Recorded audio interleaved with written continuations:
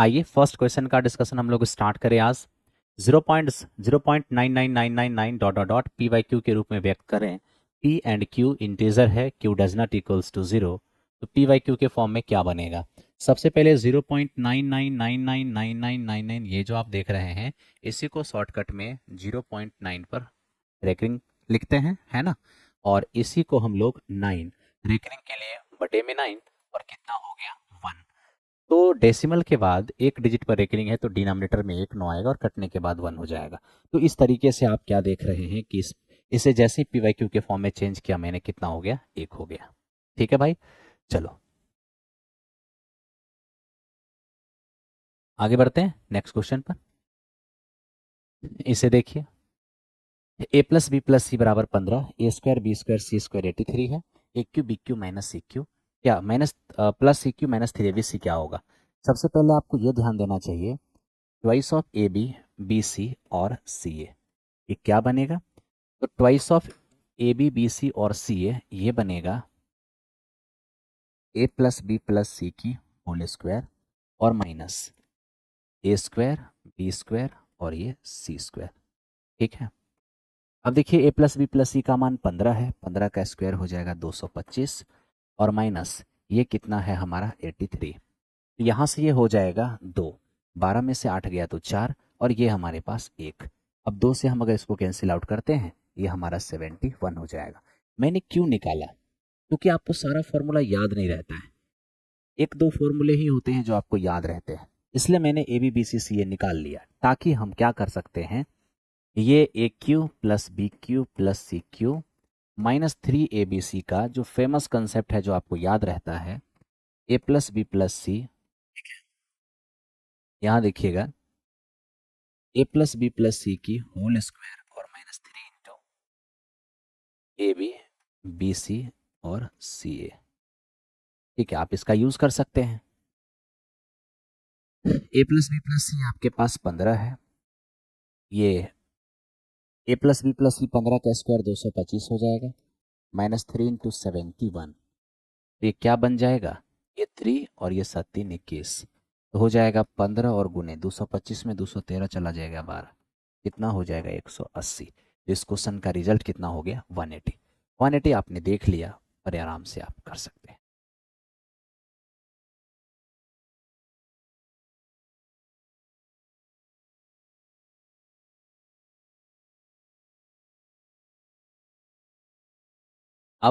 अब इंफॉर्मेशन हम दे दिए, तो अब आप लोग हमको उल्टा पुल्टा सुनाइएगा तो अच्छा है, बताइए।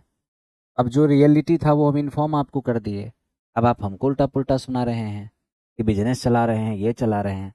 अरे 99 रुपये हम क्या बिजनेस चलाएंगे, क्या बिजनेस चलाएंगे 99 रुपये में। जरा भी दिमाग उमाग नहीं है, कुछ बोलने से पहले सोच लेना चाहिए। पूरा महीना गांव घर में कोचिंग ट्यूशन बाल बच्चा पढ़ता होगा, चाहे भाई भतीजा कोई भी पढ़ता होगा, 500 रुपया 1000 रुपया से कम महीना लेता है। भाई मास्टर 99 रुपया लेता है, केवल 99 एक महीने का, और तुम उसमें भी कह रहे हो कि बिजनेस चला रहे हैं, बिजनेस चला रहे हैं। शर्म उर्म है कि नहीं, कि उसको धोके पी गए पूरी तरह से, हैं? अजीब स्थिति है। तुमको जबरदस्ती नहीं ना कर रहे हैं जी, जबरदस्ती इन्फॉर्मेशन तो नहीं दिया गया।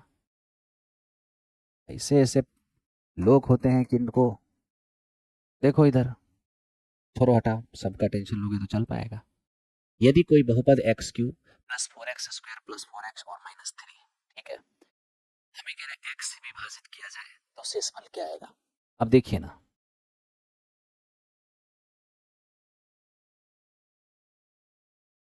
ये हमारे पास एक नंबर है, अगर हम इसे x से विभाजित करते हैं, रिमाइंडर 0 आएगा, ये भी कट जाएगा, रिमाइंडर 0 आएगा, ये भी कट जाएगा, रिमाइंडर 0 आएगा। x से -3 में भाग देंगे तो -3 हो जाएगा। तो फाइनली कितना होगा, 0 प्लस 0 प्लस 0 प्लस -3, तो हमारा क्या हो जाएगा -3, यानी रिमाइंडर आ गया हमारा -3। आप आराम से -3 रिमाइंडर ले आए, कोई दिक्कत नहीं है। ठीक है, चलो नेक्स्ट क्वेश्चन पे आ जाओ।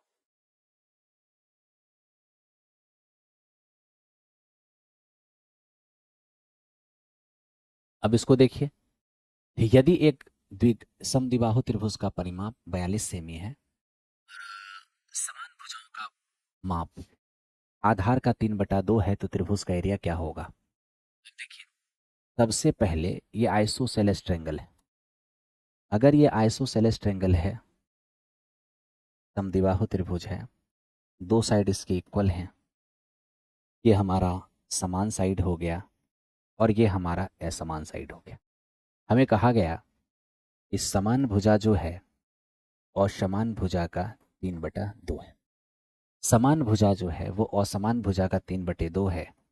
ए बटा बी करने जाएंगे 3/2 हो जाएगा।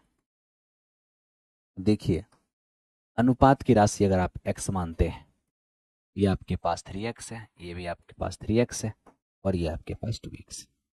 अब सोच के देखिए, 3 3 6 और 2 8, ठीक है। 3 3 6 और 2 8, 8x पेरीमीटर हो गया और वो कितना दिया हुआ है? 42। यहाँ से x का मान क्या होगा? 21 और बटे 4। रहने दीजिए इसको ऐसे ही। अब आपको इसका एरिया चाहिए, तो एरिया के लिए आप क्या करिए, बस इसका हाइट निकाल लीजिए, यहाँ से इस पर परपेंडिकुलर डालिए। अब आपको ये पता होना चाहिए किसी आइसोसेलेस ट्रायंगल में ये जो इक्वल साइड के बीच वाले वर्टेक्स से जो हमने परपेंडिकुलर डाला है, ठीक है, ये क्या करता है? बेस को बाइसेक्ट कर देता है। ये पूरा का पूरा जो हमारा 2x है वो x और x में क्या हो जाएगा? कन्वर्ट हो जाएगा। x और x में कन्वर्ट हो जाएगा। अब मेरे दोस्त, क्या है ना, ये हमारा 3x और ये हमारा x है। यहाँ अगर इसको फाइंड करने जाएंगे तो हो जाएगा 9x² और माइनस का x², ये हो जाएगा 2√2x। तो इस तरह से आपने हाइट निकाल लिया। अब आप एरिया निकाल लीजिए। 1/2 बेस कितना है? 2x और इंटू हाइट कितना है? 2√2x, ठीक है, 2√2x। और अब बताइए क्या हो जाएगा?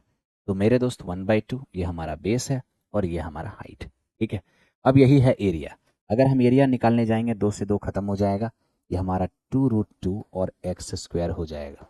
तो 2√2 अपनी जगह हो गया और x² करने जाएंगे तो 441 और बटा हो जाएगा 16। अब यहाँ से आप देख लीजिए, जो कटता है काट दीजिए, इससे ये 8 बार में कट गया, तो यहाँ पर आप 1.414 और ये 441 और बटे में 8, ये आपको सॉल्व करना होगा।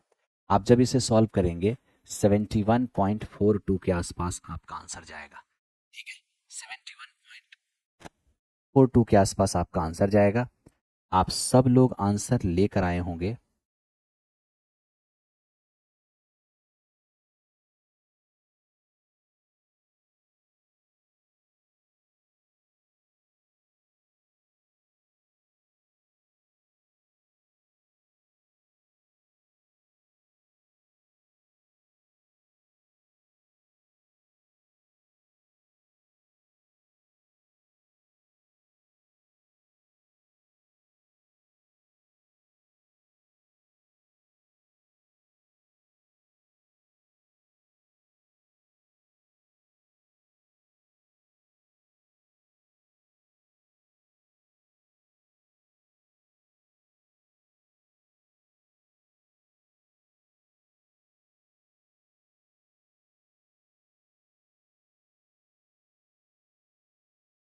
अब देखो मेरे दोस्त, यहाँ ध्यान दो, कुछ तो गड़बड़ी हो गया कहीं पर।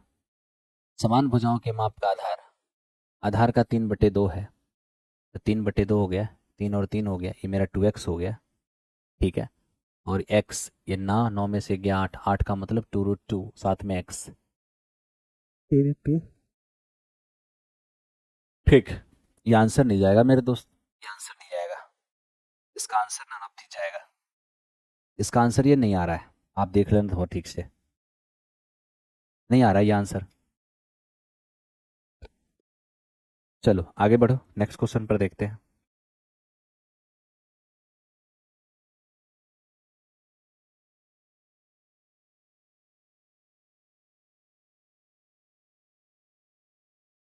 ठीक है, 77 पॉइंट समथिंग के आसपास आपका रिजल्ट आएगा। जो ऑप्शन में कोई नहीं था इसलिए मैंने नन ऑफ दिस लगा दिया।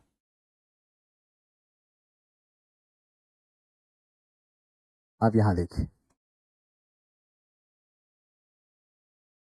ए, बी और सी, ये हमारे पास एक ट्रायंगल है, हमें कह रहा है बीसी का मध्य बिंदु, बीसी का जो मिड पॉइंट है वो डी है। अगर बीसी का मिड पॉइंट डी है तब तो हमारा ये क्या है, ये हमारा मीडियन हो जाएगा। ठीक है, फिर इसने क्या कहा, ई और एफ डीसी और ए का मिड पॉइंट है। देखिए एकदम ध्यान से समझिए, ये जो इसका ई है ना, डीसी का मिड पॉइंट, ई जो है वो डीसी का मिड पॉइंट है, और इसको अगर हम इससे मिला दें, ये हो गया हमारा ए, और इस ए का जो मध्य बिंदु है वो आपका एफ है, ए का मध्य बिंदु एफ। ठीक है, क्या मांगा है हमसे, हमसे मांगा है डी ई एफ का एरिया क्या होगा, डी ई एफ। तो देखिए डी ई एफ ये है मेरे दोस्त, डी ई एफ इस त्रिभुज का एरिया मांगा है। कोई फर्क नहीं पड़ता, सबसे पहले आप समझिए थोड़ा सा कुछ कुछ पॉइंट को। पहला पॉइंट ये है, किसी ट्रेंगल का मीडियन, किसी ट्रेंगल का जो मीडियन होता है ना, उस ट्रेंगल को दो इक्वल एरिया वाले ट्रेंगल में बांटती है। अगर पूरा एरिया इसका 16 है तो ये 8 और 8 हो जाएगा। तो मेरे दोस्त अगर ये पूरा का एरिया 16 है तो, और ये आपका मिड पॉइंट है पूरे का, तो ये हमारा मीडियन है, तो 8 और 8 में बांटेगा। आप कहिएगा हाँ। अब मेरे दोस्त इसके बाद देखो, जब 8 और 8 में बांटेगा तो चलो ये बात अच्छी बात है, लेकिन ये जो है यानी ए ई वो इस ट्रेंगल का मीडियन है। तो पूरा ट्रेंगल 16, 16 में 8 8 हो गया। अब ये है इसका मीडियन, तो 8 जो होगा वो 4 4 हो जाएगा, यहाँ 4 हो जाएगा, और ये भी आपका 4 हो जाएगा। ठीक है, ये भी आपका 4 हो जाएगा, है ना। लेकिन आप तनिक ये सोच के देखिए कि कुछ देर के लिए मैं अगर इसे एक ट्रेंगल मान लूँ, इसे मैं एक ट्रेंगल मान लूँ, ठीक है, ट्रेंगल जिसमें इसको वर्टेक्स मानते हैं, इसको बेस मानते हैं, ये जो यहाँ जा रहा है ये भी तो मिड पॉइंट पर ही टकरा रहा है। ये जो आपका मीडियन है ना, इस एरिया को ए डी ई को दो बराबर भाग में बांटेगा। तो अभी आप क्या देख रहे हैं, पूरा ए डी ई, पूरा ए डी ई कितना है 4, यानी कि डी ई एफ का एरिया जो है वो 2 हो जाएगा। तो इस क्वेश्चन का आंसर आपका 2 हो जाएगा। अब आप में से जिनका 2 आ रहा होगा करेक्ट रहा होगा।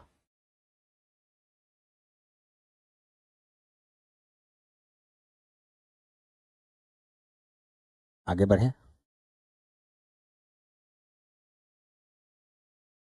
किसी वृत्त का व्यास वृत्त की दो जीवाओं को समद्विभाजित करती है, तो दोनों जीवाएं आपस में क्या होना चाहिए। एट फर्स्ट आपको ये जानकारी होना चाहिए कि जैसे मेरे दोस्त ये हमारे पास एक सर्कल है, और अगर ये सर्कल है कहीं ना कहीं इसका सेंटर होगा, मान लीजिए यहाँ पर सेंटर है, तो मेरे दोस्त फिर ये क्या है, ये है डायमीटर। और याद रखना, किसी सर्कल की डायमीटर अगर किसी सर्कल की डायमीटर अगर दो जीवा को बाइसेक्ट कर रही है, दो जीवा को, तो श्योर है कि वो दोनों जीवा, एकदम ध्यान से देखना, श्योर है कि दोनों जीवा पैरेलल होगा। अगर दोनों जीवा पैरेलल नहीं हुआ तो ये चीज़ संभव ही नहीं है ना।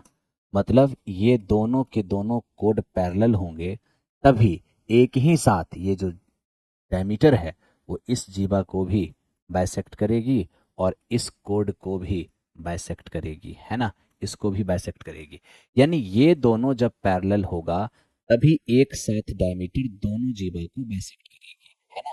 तभी तो होगा कि यहाँ पर बाइसेक्ट, यहाँ पर परपेंडिकुलर पड़ेगा तो यहाँ भी परपेंडिकुलर पड़ेगा, क्योंकि हम सभी लोग जानते हैं वृत्त के केंद्र से जीवा पर डाला गया लंब जीवा को बाइसेक्ट करती है। इधर लंब पड़ेगा तो इधर भी लंब होना चाहिए, तभी ये भी बाइसेक्ट होगा। और यहाँ लंब और यहाँ लंब तभी संभव है जब दोनों के दोनों जीवा क्या होंगे, पैरेलल होंगे। तो इसका जो रिजल्ट होने वाला है वो रिजल्ट एक्चुअल में होने वाला है क्या, पैरेलल। इसका रिजल्ट होने वाला है पैरेलल। ठीक है, तो यहाँ भी हमारा आंसर कौन सा होगा, नन ऑफ दिस, क्योंकि नाम कुछ दिया ही नहीं है। अब जब नाम ही नहीं दिए हैं कि कौन ए बी है कौन सी डी है, बिना नाम का हम कैसे कहीं पर लगा दें।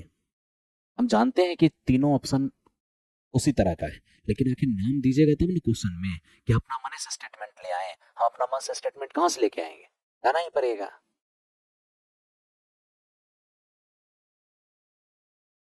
हाँ मेरे दोस्त, इसको देखो ये क्या है। अब देखो हमारे पास एक साइक्लिक कोऑर्डिनेटर है, एक साइक्लिक कोऑर्डिनेटर है यहाँ पर। एकदम अच्छे से काम करो ना, सब ठीक हो जाएगा। देखो ये हमारे पास एक डायमीटर है, डायमीटर कहाँ से गुजरेगी, सेंटर से गुजरेगी। ये अपना ए है, ये अपना बी है, कहीं पर एक पॉइंट सी है। ठीक है, अगर मेरे दोस्त हमने यहाँ से इसको मिला डाला और यहाँ से इसको मिला डाला, ठीक है, तो इसके बावजूद भी हमें क्या दिया हुआ है, हमें कहा कि एक पॉइंट यहाँ पर मैं दे देता हूँ डी। अब ये पॉइंट डी इस प्रकार दिया हुआ है कि मेरे दोस्त इस तरह से इसे मिला दिया गया है। ठीक है, और क्या कहा गया है, ये वाली जो एंगल है 130 डिग्री है, 130 डिग्री। ठीक, अच्छी बात है। अब आपसे मैं एक सवाल पूछता हूँ, किसी भी वृत्त में डायमीटर का काम क्या है, डायमीटर का काम है सरकमफेरेंस पर 90 डिग्री का कोण बनाना। वृत्त के व्यास जो होते हैं वो परिधि पर 90 डिग्री के कोण बनाते हैं। ये हमारा 90 डिग्री हो गया। ठीक है, इसके बाद आप देखिए इस वर्टेक्स, इस वर्टेक्स, इस वर्टेक्स और इस वर्टेक्स, 4 वर्टेक्स है मेरे दोस्त। जिस चतुर्भुज के चारों वर्टेक्स, जिस क्वाड्रिलेटरल का चारों वर्टेक्स सर्कल पर हो वो साइक्लिक क्वाड्रिलेटरल होता है। साइक्लिक क्वाड्रिलेटरल चक्रीय चतुर्भुज, और चक्रीय चतुर्भुज के आमने सामने के कोण सप्लीमेंट्री 180 डिग्री। 180 में अगर 130 है तो ये हमारा 50 हो जाएगा। हाँ जी, अभी 90 है, 50 है तो 140, तो ये कितना बचेगा, 40 बचेगा। तो इस तरह से इस क्वेश्चन का रिजल्ट कितना हो गया, 40 हो गया। ठीक है, आओ 8 नंबर क्वेश्चन की ओर चले। देखो क्वेश्चन नंबर 8 क्या है, एक हॉल की लंबाई और चौड़ाई का रेशियो दिया हुआ है। हमें कह दिया कि उसकी ऊंचाई 5.5 मीटर है। यदि इस कमरे को 6.60 रुपीज प्रति मीटर स्क्वायर की दर से सजाने का टोटल व्यय इतना है, तो बताइए इसकी लंबाई क्या होगा। अब मेरे दोस्त कमरे को सजाया जा रहा है, तो कमरे को क्या सजाएगा, चारों दीवार को सजाया जा रहा है। कहीं पर ये बात लिखा हुआ थोड़ी ना है कि छत को भी सजाया गया, बॉटम को भी सजाया गया। जब टॉप और बॉटम की डिस्कस नहीं करे, फर्श और छत की डिस्कस नहीं किया, तो घर को सजाने का मतलब क्या है, चारों दीवार को ही सजाया गया होगा, है ना। तो आप सोचिए 6.60 इतना रुपया 1 मीटर स्क्वायर को सजाने में खर्च करता है। अगर इतना रुपया में 1 मीटर स्क्वायर सजा पा रहा है, बताइए टोटल खर्च अगर इसका 5,082 है, तो ये कितना मीटर स्क्वायर सजाया होगा, है कितना मीटर स्क्वायर सजाया होगा। तो यहाँ से मेरे दोस्त अगर हम डेसिमल हटा लें, ये हमारे पास क्या हो जाएगा, 00। अब कैलकुलेट कर लीजिए। अगर आप कैलकुलेट करने जाएंगे 11 चौको 44 बचेगा कितना, 68, 11 6 66, 11 दूनी 22, 11 6 66 यहाँ हो गया। अब यहाँ से अगर 1 0 से 1 0 हम काट भी दें तो 6 सते 42, 6 सते 42, यानी आप समझिए कि 770 मीटर स्क्वायर है। क्या है ये है कमरे के चारों दीवारों का एरिया, जो क्या होता है 2 × L + B। अगर हम यहाँ पर अनुपात की राशि को x भी मान लें, तो 2 × L + B × H, यही तो होता है कमरे के चारों दीवारों का area. 2 × L + B, L + B कितना हमारा 7x है, और मेरे दोस्त हाइट कितना है, तो हाइट हमारा 5.5 मीटर है, बराबर ही 770 मीटर स्क्वायर। अब यहाँ से अगर हम काम करने जाएं, 1 मीटर से 1 मीटर तो हमारा चला जाएगा, डेसिमल हटाएंगे 10, 11 पचे 55, 2 पचे 2 से 2 भी चला गया, 11 सते 77 से 10 बार में जाएगा, एक्स की वैल्यू हमारा 10 मीटर हो गया। अब एक्स की वैल्यू जैसे ही 10 मीटर हो गया, हमसे पूछा क्या इसकी लंबाई बताइए। इसकी लंबाई कितना हो जाएगा, 4 × 10 यानी कि 40 मीटर। तो 40 मीटर इस क्वेश्चन का आंसर हो गया। आप सब ने ऑप्शन नंबर ए लाया होगा, जिसका ऑप्शन नंबर ए आया होगा वो करेक्ट रहा होगा, ये करेक्ट रहा होगा। चलिए बढ़ते हैं नेक्स्ट क्वेश्चन की ओर। 8 नंबर हो गया, 9 नंबर की ओर आ जाइए। मेरे दोस्त 9 नंबर सवाल है, ए 30 किलोमीटर की दूरी को पैदल चलने पर बी की अपेक्षा 3 घंटे अधिक लेता है। अच्छी बात है।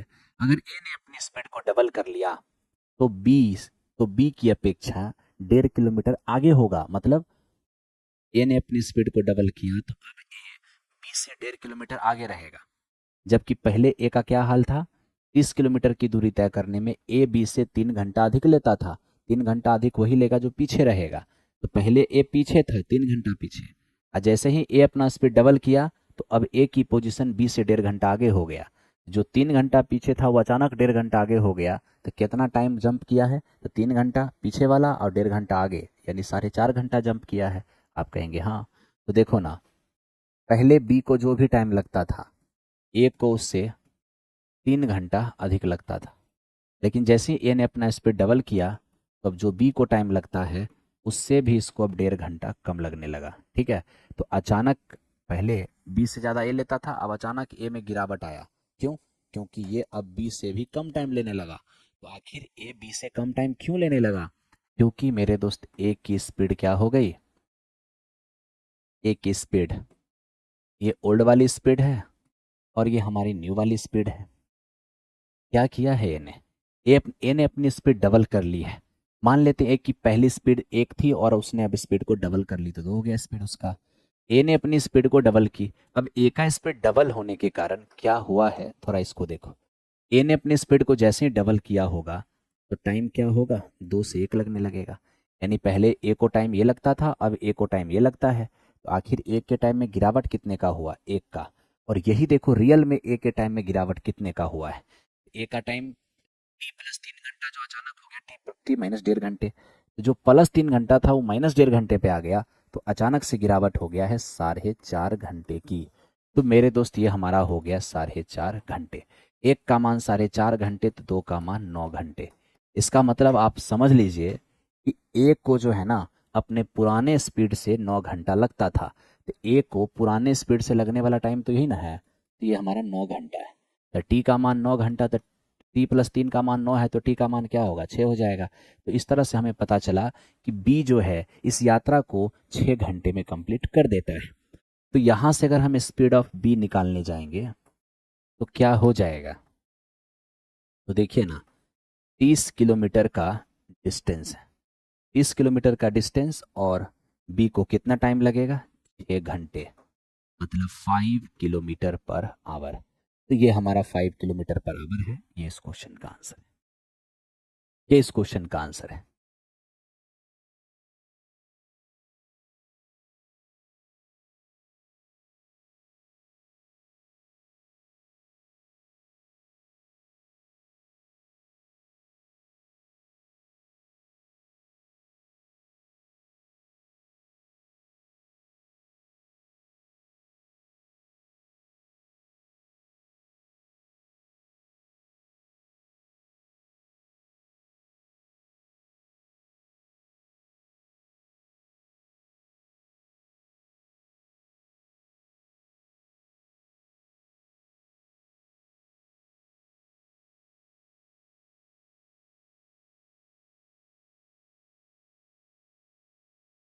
हो गया भाई? चलो अगले क्वेश्चन पे आ जाओ, अगले क्वेश्चन को देखते हैं। एक राइट एंगल ट्रायंगल समकोण त्रिभुज एबीसी है जिसमें बी आपका 90 डिग्री है। ए बी और ए सी का रेशियो दिया हुआ है। आपसे कह रहे हैं 2 tan a/1 + tan a² क्या हो जाएगा? कोई बात नहीं, हम काम कर लेते हैं। सबसे पहले राइट एंगल ट्रायंगल की बात हो रही है। देखिए ए बी सी हमारे पास एक राइट एंगल ट्रायंगल है जिसमें 90 डिग्री कौन है? बी समकोण है, बी हमारा 90 डिग्री है। ठीक है, तब तो ये ए रहा होगा, ये सी रहा होगा। हाँ जी, क्या है? ए बी और ए सी 1/√2। ए बी और ए सी ये मेरा 1 है और ये मेरा √2 है। ठीक है भाई, अगर ये √2 ये 1 है तो श्योर ये भी 1 ही होगा, पाइथागोरस थ्योरम से। कर्ण स्क्वायर माइनस लंब स्क्वायर तो 1 ही हो जाएगा। अब ये 1 1 ये √2 है, ये तो किसका? ये तो 45 45 का निशानी है, यानी ए 45 और सी भी 45। तो लीजिए, अगर 45 की बात हो रही है तो मैं तो इतना ही कहूँगा 2 tan a/1 + tan² ये किसका फॉर्मूला है? ये sin 2a का फॉर्मूला है ना? आपको पता होना चाहिए कि tan 2a क्या होता है। tan 2a होता है 2 tan a/1 - tan²। ठीक है, और मेरे दोस्त sin 2a ये होता है 2 tan a और बाई 1 + tan²a। और आप जानते हो cos 2a क्या होता है? 1 - tan²a और बाई 1 + tan²a। मैंने 10 के फॉर्म में इन तीनों का फॉर्मूला आपके सामने लिख दिया ताकि आप कंफ्यूज ना करो। ठीक है, लो sin 2a ये हमारा 45 है, तो हो जाएगा sin 90। आप समझते हैं sin 90 का मान कितना होगा? 1 हो जाएगा। वैसे सिंपल है, कहीं कोई दिक्कत नहीं, ज़्यादा टेंशन लेने की ज़रूरत ही नहीं है, बहुत आसान है। ठीक है ब्रदर, चलो नेक्स्ट क्वेश्चन पे चलते हैं।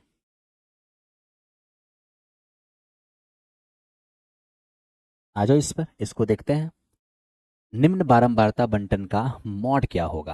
मेरे दोस्त मॉड क्या होता है? जिस क्लास की फ्रीक्वेंसी मैक्सिमम होती है वही तो मॉड होता है ना? तो देखो, जिस चरमान की फ्रीक्वेंसी मैक्सिमम होता है वो चरमान मॉड होता है।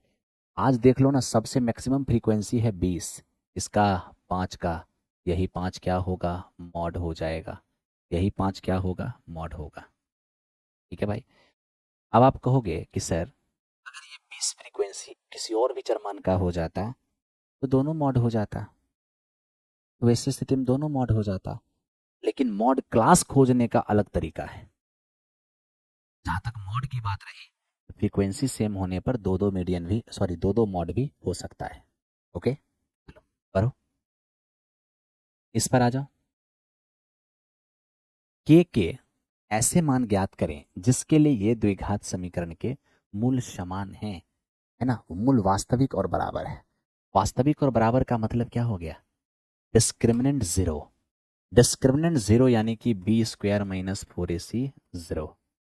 तो देखिए, बी एक्स का गुणांक ही तो बी होता है, एक्स का कोफिशियंट ये है, तो क्या हो जाएगा, बी स्क्वायर करेंगे, 2 का स्क्वायर 4 होगा, और के माइनस 12 का स्क्वायर होगा के माइनस 24 के, और प्लस 144 माइनस 4ac, 4a कितना है, ए है हमारा के माइनस 12, और इंटू सी, सी कितना है 2 बराबर 0। अब यहाँ से देखो हमारा 4k स्क्वायर हो जाएगा। एक काम करो ना, 4 कॉमन करके हटा दो सीधा, 4 कॉमन करके हटा दो, तो यहाँ से क्या बचेगा, के square minus 24k plus 144। 4 common कर लिए हैं तो माइनस का 2k और माइनस माइनस प्लस, ये हो जाएगा 24 बराबर 0। यहाँ से हम देख सकते हैं के स्क्वायर और माइनस 26k, और इसके साथ इसको ऐड कर देंगे, हो जाएगा 168 बराबर 0। अब आप फैक्टर ब्रेक करिए, फैक्टर ब्रेक करिएगा, -12 -14, 14 दूनी 28, 14 एकम 14 दो 16, बीच वाले को ऐसे दो टुकड़ा में तोड़िए कि जोड़ने घटाने से ये आ जाए और गुणा करने से इन दोनों का प्रोडक्ट आ जाए, आ भी रहा है। और अब क्या करना है, साइन चेंज करना है, और साथ ही साथ स्क्वायर वाले का कोई कोफिशिएंट उससे भाग दीजिए और साइन चेंज कीजिए। साइन चेंज करिएगा तो 12 और 14 दोनों ही हो जाएंगे। तो 12 और 14 दोनों ही हो जाएंगे ना, ऑप्शन नंबर बी भी हो जाएगा, ऑप्शन नंबर सी भी हो जाएगा। तो इस क्वेश्चन का रिजल्ट कौन सा होगा, रिजल्ट हो जाएगा डी। तो इसका रिजल्ट डी हो जाएगा इस क्वेश्चन का आंसर। बड़ी बारीकी से आप काम कर रहे होंगे, कोई दिक्कत नहीं हो रहा होगा।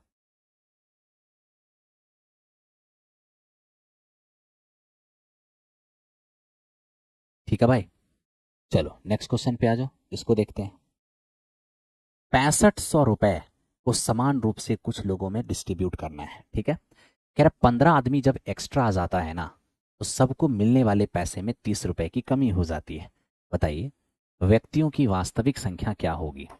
मेरे दोस्त एक काम करो, 6500 रुपया कितने लोगों में बांटा गया उसे आप एक्स मान लो, ठीक है। बाद में क्या हो गया, इसी पैसे को 6500 को ही बांटा गया, लेकिन किस में, जितना में पहले बांटना था उससे 15 लोग ज़्यादा में।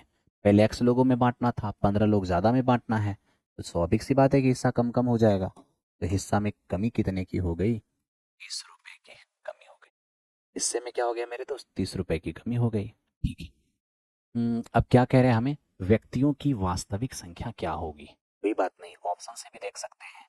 अगर ऑप्शन से हम देखने जाते हैं 50 रख करके, तो 130 हो जाएगा, और यहाँ पर मेरे दोस्त 100 हो जाएगा, बिल्कुल हो जाएगा रिजल्ट। एक्स का मान अगर हम 50 रख लें, एक्स का मान 50, तो यहाँ से क्या हो जाएगा मेरे दोस्त 130, और यहाँ से क्या हो जाएगा, यहाँ से हो जाएगा 100। कितना डिफरेंस आएगा, 30 का डिफरेंस आएगा, बिल्कुल सेटिस्फाई हो जाएगा। यानी लोगों की जो पुरानी संख्या है, वास्तव रियल नंबर है, वो हमारा 50 है। रियल नंबर कितना है, 50। ये था 13 नंबर क्वेश्चन। चलिए अब चलते हैं 14 नंबर क्वेश्चन की ओर। क्या दिया है इसमें, हमें दो चीज निकालने कहा है, एक एन का मान निकालने का है, एक टी एन का मान निकालने का है। जबकि दिया है फर्स्ट टर्म, कॉमन डिफरेंस और एस एन दिया है। कोई बात नहीं, एस एन से एन तो निकल ही जाएगा। तो देखिए एस एन होता क्या है, N by two, 2a plus N minus 1 into D. कितना दिया है ब्रदर, ये दिया है 90। एन का मान तो हम जान नहीं रहे हैं, ठीक, एन को एन ही रहने दीजिए। 2a है 2, 2 दूनी 4 हो जाएगा, प्लस ई का मान 8 है तो ये हो जाएगा 8n माइनस 8, और बराबर 180। ये 2 से गुना होगा 180, ये हो गया n। यहाँ देखिए ये हमारा n हो गया, और ये 8n माइनस 4 होगा तो 4 कॉमन कर लीजिए, यहाँ से 2n हो जाएगा और माइनस का 1 हो जाएगा, बराबर 180। फाइनली ये n, ये 2n माइनस 1 और बराबर हो जाएगा 45। क्या करें, n का मान क्या रखें? तो आप ऐसा कीजिए, n का मान 5 रखिए। जैसे ही आप n का मान 5 रखेंगे तो 45 वेरीफाई हो जाएगा। तो n का मान 5 हो गया, कोई दिक्कत नहीं है। तो जब n का मान इसमें 5 वेरीफाई हो गया, हमसे पूछा है tn, सॉरी an बताइए। मेरे दोस्त मुझे ही बताओ, जिस एपी में 5 ही टर्म होगा उसका आखिरी टर्म कौन सा टर्म होगा? जिस एपी में 5 ही टर्म होंगे उसका आखिरी टर्म 5वां टर्म होगा, और 5वां टर्म होगा a+4d। देखिए ए है कितना? तो मेरे दोस्त ए हमारा 2 है, 4 × d हमारा 8 है, 32 और 2 कितने हो जाएंगे? 34। तो यहाँ से 5 और 34 ये इस क्वेश्चन का रिजल्ट हो जाएगा। ठीक है, चलो ये था हमारा 14 नंबर क्वेश्चन। आइए अब चलते हैं 15 नंबर क्वेश्चन पर। 15 नंबर क्वेश्चन देखिए, अगर हमें कह रहा है कि थीटा एक एक्यूट एंगल है, अगर थीटा एक एक्यूट एंगल है और दूसरी बात साइन थीटा बराबर कॉस थीटा है। जानते हो मेरे दोस्त, एक्यूट का मतलब क्या होता है? 0 से बड़ा और 90 से छोटा, ठीक ना? अब यहाँ देखो, साइन और कॉस आपस में इक्वल कितने डिग्री पर होते हैं? 45 डिग्री पर इक्वल होते हैं। बस यहाँ से हमारा 45 आ गया, वही 45 यहाँ पर पुट कर दो, तो फाइनली यहाँ हो जाएगा 2, ये 10, 45 और प्लस साइन स्क्वायर 45, 1/2 -1, ये हो जाएगा 2 में से गया एक, 1 प्लस आधा, यानी रिजल्ट हो जाएगा 3/2। तो 3/2 इस क्वेश्चन का आंसर हो गया। कहाँ दिक्कत है? 15 नंबर। चलिए चलते हैं 16 नंबर क्वेश्चन की ओर। कल आप लोगों का क्लास हमें लेना होगा, ठीक है? आइए देखिए, यदि एक मीनार के जड़ से 40 मीटर की दूरी पर एक पॉइंट से मीनार के शीर्ष का कोण 30 डिग्री है, ओके? यदि उसी बिंदु से मीनार के शीर्ष पर पानी की एक टंकी रखी है, उसका उन्नयन कोण 45 डिग्री है, तो बताइए। तो मेरे दोस्त एक मिनट रुको, मुझे कुछ दिख नहीं रहा है, क्या आप लोग लिख रहे हो कमेंट में? अब दिख रहा है।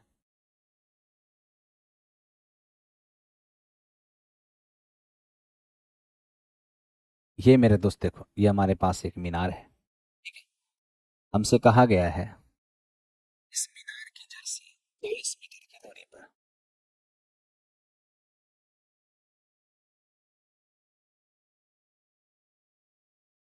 एक पॉइंट, इस पॉइंट से मीनार के टॉप का जो एंगल है वो हमारा 30 डिग्री है। अब मेरे दोस्त क्या कहा गया?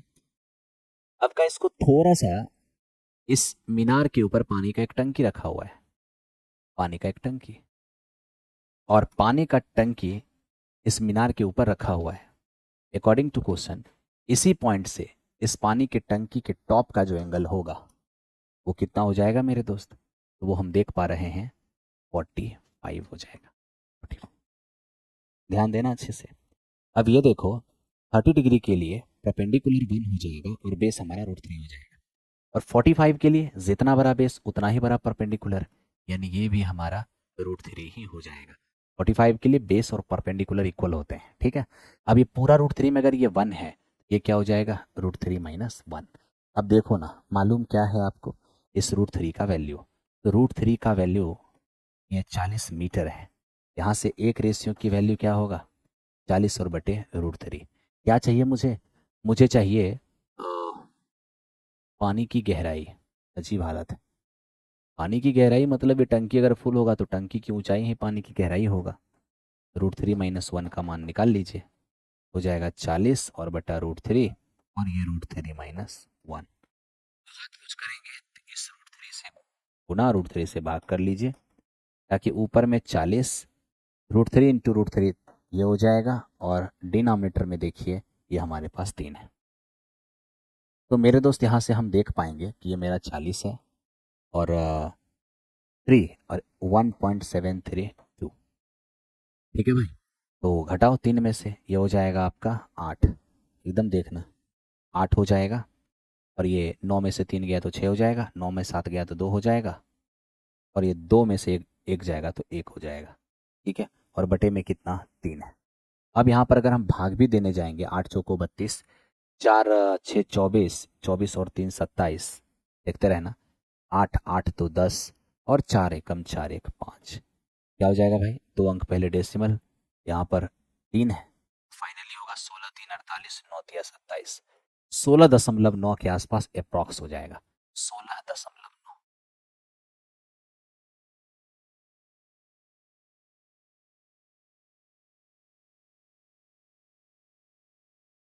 ठीक है भाई, तुम जो कहोगे वही होगा, टेंशन मत लो, तुम जो कहोगे वही होगा।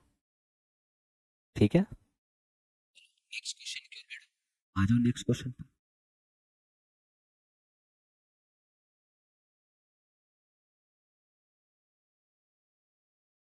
देखो, यदि एक समद्विबाहु त्रिभुज के दो शीर्ष 2,0, 2,5 और समान भुजाओं की लंबाई 3 इकाई है, तो तीसरे शीर्ष का निर्देशांक क्या होगा?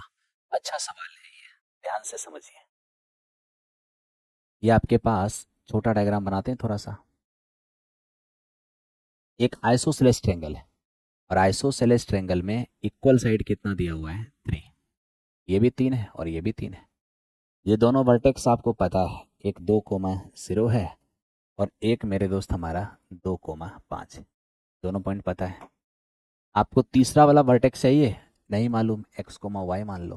ठीक है, अब मेरे दोस्त देखो, हम कैसे कैसे हम उसको फाइंड करते हैं, आप इस पर ध्यान दो। एट फर्स्ट आपको ये चीज़ पता है कि अगर मैं ए बी सी एक ट्रायंगल बोलूं, तो ए बी और ए सी तो इक्वल है, इक्वल साइड के कारण। अगर ए बी और ए सी इक्वल होगा तो दोनों का स्क्वायर भी इक्वल होगा। हाँ जी, ए बी स्क्वायर निकालेंगे तो क्या होगा? एक्स के डिफरेंस का स्क्वायर प्लस वाई के डिफरेंस का स्क्वायर। ए सी स्क्वायर निकालेंगे, एक्स के डिफरेंस का स्क्वायर, वाई के डिफरेंस का स्क्वायर।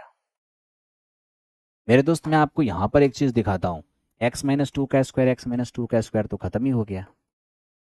ये हो जाएगा a स्क्वायर -2ab और प्लस बी स्क्वायर। यहाँ से ये भी खत्म हो गया। अरे खत्म क्या होगा, इस पर आके 0 हो जाएगा, तो सीधा 10y = 25 बचेंगे, y की वैल्यू 2.5 बचेगा।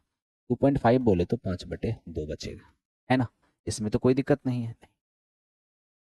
चलो y का मान तो आ गया। अब y का मान आ गया, लेकिन अब मुझे x का मान तो फाइंड करना पड़ेगा। x का मान कैसे फाइंड करेंगे? तो देखिए x का मान कैसे फाइंड करते हैं। इसी में चलिए, ए बी स्क्वायर। पहले तो मुझे ये बताइए, अगर मैं ए बी स्क्वायर निकालने जाऊंगा, ए बी स्क्वायर निकालूंगा 3 का स्क्वायर, तो 3 का स्क्वायर तो 9 हो जाएगा। अब ए बी स्क्वायर निकालना है ना, एक्स के डिफरेंस का स्क्वायर हो जाएगा x-2 की स्क्वायर प्लस वाई के डिफरेंस का स्क्वायर, ये हो जाएगा वाई स्क्वायर और बराबर 9। वाई का मान तो आपको पता है ना भाई, 2/5। ठीक है, x-2 की स्क्वायर एज इट इज रहने दो, 9 और माइनस वाई स्क्वायर उधर जाएगा माइनस में, और 5/2 का स्क्वायर करेंगे 25/4 हो जाएगा। अब तो x-2 की जो स्क्वायर है हो जाएगा 36 - 25 यानी 11/4। तो x-2 बराबर क्या होगा? ±11 +-√2 और बाई 2, सॉरी √11 और बाई 2। ठीक है, अब यहां से हम x की वैल्यू निकालने जाएंगे, तो क्या होगा? 2 ± रूट के अंदर 11 और बटे 2, तो हमारा पॉइंट। तो हम अगर पॉइंट यहाँ बनाने जाएंगे, तो पॉइंट कैसे बनेगा? पॉइंट तो बनेगा x, y के फॉर्म में। तो लीजिए, x का एक बार मान लेंगे 2 + √11/2 और y का मान 5/2 है, और एक बार क्या होगा? x का मान 2 - √11/2, ठीक है, और y का मान 5/2। कहने का मतलब क्या हो गया? y तो हमारा 5/2 चलो कांस्टेंट है, लेकिन x का 2 मान संभव होगा। एक 2 + √11/2, एक बार 2 - √11/2, यानी तुम्हारे पॉइंट का कोऑर्डिनेट ये भी हो सकता है, ये भी हो सकता है। तो ऑप्शन नंबर ए इस क्वेश्चन का आंसर हो गया है। ऑप्शन नंबर ए इस क्वेश्चन का आंसर हो गया।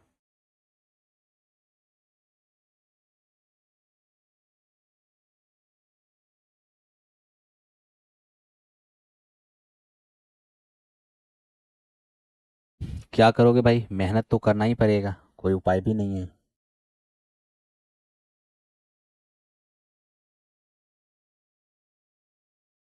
मेहनत तो करना पड़ेगा, बिना मेहनत का कुछ होता है क्या? नहीं, आपको हर तरीके का पेशेंस भी झेलना होगा। कभी अच्छे क्वेश्चन होंगे, कभी नॉर्मल क्वेश्चन होंगे। अब सारा पेशेंस नहीं झेलोगे तो एग्जामिनेशन होने वाला है। सिर्फ बउआ टाइप के क्वेश्चन कर लेने से एग्जामिनेशन नहीं होगा। आप जो पढ़ा रहे हैं टीजीटी मैथ्स के स्टेट के लिए काम में आएगा क्या? देखिए, ये हम टीजीटी को पढ़ा रहे हैं, 6 to 8 एंड 9 10th को, ठीक है। पीजीटी का मामला अलग है, आप उसके लिए कौशलेंद्र सर से आप मुलाकात करें, कौशलेंद्र सर से आप जुड़ें, ठीक है, पीजीटी 11 12th के लिए। बाकी 6 to 8 9 10 जिनका है, एस्टेट 9 10th पेपर 1 जिनका है मैथ का, वो काम करेगा ये क्लास, ठीक है। चलो, अब यहाँ पर देखो अपने पास एक सर्कल है, एक सर्कल का 4 सेमी रेडियस है और एक डायमीटर मेरे दोस्त 4 सेमी है। अब सबसे पहले देख लीजिए, हालांकि क्वेश्चन रिपीट कर गया है, आपको हम कराए थे एक दिन पहले ही। ये देखिए, ये हमारे पास एक जीवा है मेरे दोस्त, ये भी एक जीवा है, कितना, 4 सेमी का। साथ ही साथ हमसे क्या बोला, रेडियस, इनका रेडियस देखिए, इनका रेडियस देखिए, रेडियस हमें 4 बोला है तो रेडियस 4 हो जाएगा। अब आप सोचो 4 4 4 है तो ये कितना डिग्री होगा, समबाहु त्रिभुज के कारण, इक्विलैटरल ट्रायंगल के कारण 60 डिग्री हो जाएगा। क्या कहा हमसे, आप लघु वृत्तखंड का एरिया बताइए क्या होगा। मेरे दोस्त लघु वृत्तखंड, ये देखिए, ये है आपका लघु वृत्तखंड, ये छोटा वाला माइनर सेगमेंट है ये, और सेगमेंट का एरिया होता क्या है, थीटा बटे 360 pi R square minus 1/2 R square sine theta, ठीक है। थीटा तो हमारा 60 डिग्री है, बटा 360 हो जाएगा, पाई आर स्क्वायर करेंगे तो 4 का स्क्वायर हो जाएगा, 1/2 आर स्क्वायर तो 4 का स्क्वायर 16, साइन थीटा तो साइन 60 हो जाएगा। अब यहाँ से हम ऑप्शन में देख रहे हैं कहीं कुछ कॉमन वॉमन वाली बात तो है नहीं, तो चलो ठीक है, ये हमारा 16 पाई और बटे में 6 हो जाएगा, माइनस 1/2, ये हमारे पास 16 है, और साइन 60 √3/2 है, √3/2 है।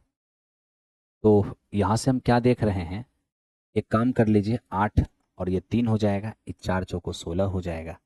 फाइनल आपको आंसर 8 पाई/3 और माइनस ये आपको 4√3 नज़र आएगा। ये हो गया इस क्वेश्चन का आंसर, ऑप्शन नंबर ए। तो ये था आपका सेगमेंट। अगर मान लीजिए इसी में मेजर सेगमेंट अगर पूछा होता, दीर्घवृत्तखंड, तो कुछ नहीं करते, बस थीटा की जगह पर सेंटर पर 360 बनता है ना, जिसमें 60 हो गया तो 300 हो गया। अगर हमसे माइनर सेगमेंट मांगता तो बस जहाँ जहाँ 60 डाले हैं ना, वहाँ पर 60 ना डाल के 300 डाल देते, आराम से बन जाता। लेकिन माइनर सेगमेंट मांगा था, माइनर सेगमेंट ये है जिसका एंगल हमारा कितना है, 60 डिग्री है। बड़े आराम से आप कर सकते हो, कोई दिक्कत नहीं है। कोई बात नहीं मेरे दोस्त, लेट हो गया तो क्या हुआ। चलिए आगे बढ़िए, इसको देखिए, इसे कैसे सॉल्व किया जा सकता है। मेरे दोस्त इसे देखिए, आज कल आप लोग का हम क्लास लेंगे, सैटरडे को डिस्कशन अमूमन हम लेते नहीं हैं, लेकिन चलिए कल आपकी डिस्कशन होगी, इसलिए होगी ताकि 40 क्वेश्चन आपका रिमेनिंग रहेगा और वो 40 क्वेश्चन हम आपको कराएंगे, ठीक है। अब देखो 45 डिग्री जैसे ही डालते हैं, ये कॉसेक 45 है, ये आपके पास कॉसेक 45 -1 और प्लस कॉसेक 45 हो गया, कॉसेक 45 +1। अब आप रेशनलाइज करिए, क्या हो जाएगा, साइन चेंज हो जाएगा, है ना, प्लस यहाँ पर भी आपका √2 - 1 हो जाएगा, 2 और प्लस √2 हो गया आपका, ये 2 माइनस √2 हो गया आपका। अब यहाँ से देखो, √2 प्लस में √2 माइनस में खत्म, 2 2 कितने हो जाएंगे, 4 हो जाएंगे। अब ये 4 वाली फीलिंग्स आएगा कहाँ, वो तो मुझे यहाँ पर फीलिंग्स आ रहा है, और मेरे दोस्त ये √2 का स्क्वायर 2 हो जाएगा, 4 तो यहाँ पर आ गया। ऑप्शन नंबर बी इस क्वेश्चन का आंसर हो गया, ऑप्शन नंबर बी इस क्वेश्चन का आंसर हो गया, ठीक है। टी शर्ट तो रंगदार वाला है, तुमको रंगदार वाला दिख रहा है, हैं? इसमें कहाँ लिखा हुआ है रंगदार, कहीं लिखा हुआ है, क्या बात करते हो। यदि एक ठोस बेलन के वृत्तीय सिरों पर समान आधार के दो गोलार्ध चिपके हुए हैं, ठोस की संपूर्ण लंबाई 19 सेमी है और डायमीटर हमारा 7 सेमी है, संपूर्ण पृष्ठ एरिया क्या होगा। मेरे दोस्त आप लोग कैसा कैसा प्रिडिक्शन करते हो बताओ, मेरे टी शर्ट को ये रंगदार वाली टी शर्ट बता रहा है, क्या चाहते हो ये बताओ, क्या चाहता है, ये टी शर्ट ना पहनूं, हम्म? ऐसा ऐसा बात बोल रहे हो मेरे दोस्त।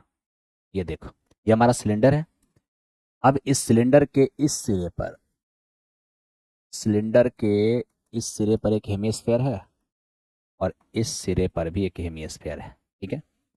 आप क्या देख रहे हो, इस पूरे डायग्राम की जो हाइट है मेरे दोस्त, वो कितना है हमारा, 19 सेमी। ये पूरा 19, ठीक है।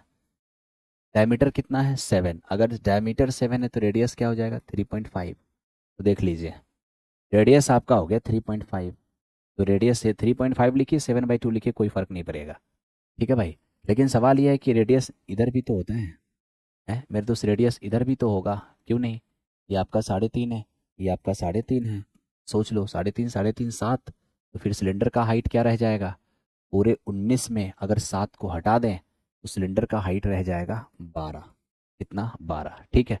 अब क्या ही दिक्कत है, मुझे चाहिए इसका संपूर्ण पृष्ठ एरिया, टोटल सरफेस एरिया। कैसे फाइंड करेंगे मेरे दोस्त, बीच में तो आपका सिलेंडर है, 2πRH हो जाएगा। अब सिलेंडर का दोनों बेस इंगेज है, बस इतना ही ले सकते हैं। नीचे से हेमी ऊपर से हेमी, आधा गोला पूरा गोला हो जाएगा, 4πr², 7/2 का होल स्क्वायर।